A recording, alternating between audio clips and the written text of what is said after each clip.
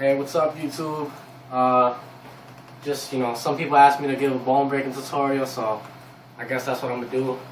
I'm gonna teach you the basics, jump rope, reverse jump rope, and then I guess it's, it's not really complicated, but it's something like the reverse jump rope, but it's not, I guess.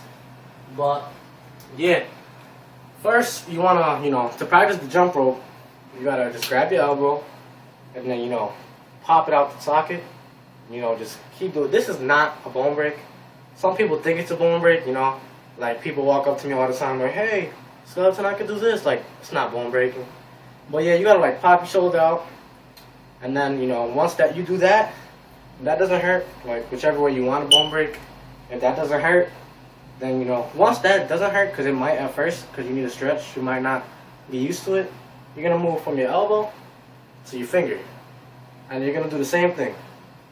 So you go from the elbow and popping it out to your hand and popping it out. Once you pop it out, like practice, you can do like that. You could do it anyway.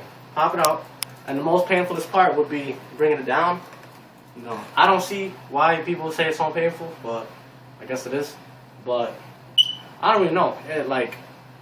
Once you get the shoulder to come out, and this part will probably hurt you, but like if it does, you gotta go like this slow, and you gotta keep practicing, because once that doesn't hurt, you do it without a problem.